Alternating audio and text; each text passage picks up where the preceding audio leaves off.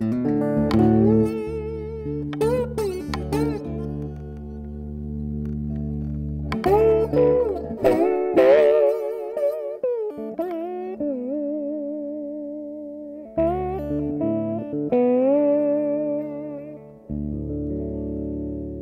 since I was a little kid, our father, Jim Dickinson, was a musician, and I knew I wanted to be a guitar player.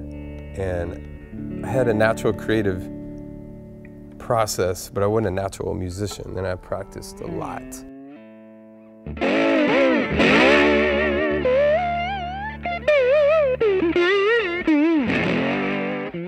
You know, we went for the finish first, and we copied Dad's finish and the neck shape.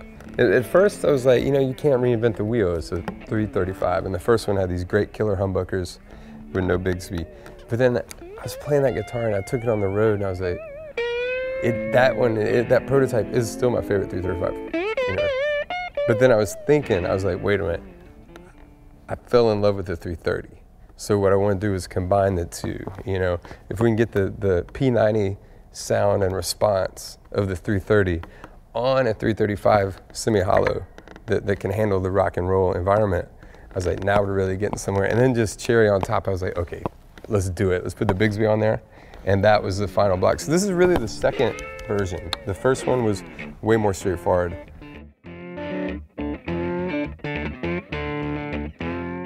The neck is, it's not too skinny and not too fat. It's just perfect. I love how she plays. I really need the fat necks. It's just as I get older, it's so much more comfortable and less fatiguing. But this one, she kind of not tapers off, but she stays slim all the way up. So I can play it all night, all day, and all night, and not, my hand doesn't get tired.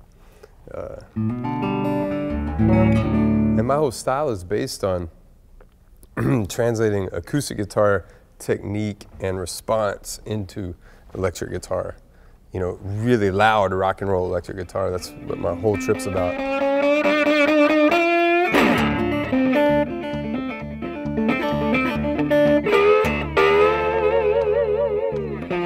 You know, it's amazing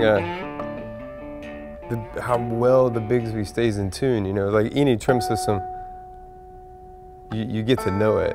And I'm still learning on it, but it really stays in tune so good. It's such a perfect design. Bigsby was a genius.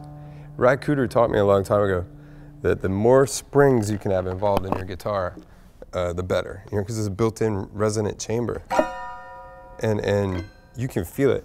The way that the string tension is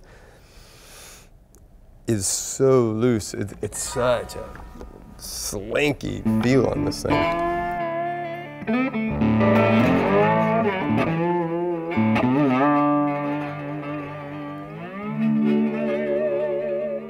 Once I discovered the semi-acoustic, the 335, because all the jazz boxes I grew up with, they would all feed back at the sonic environment of which I play. You know, we play really loud, and I want it loud, but clean, but loud.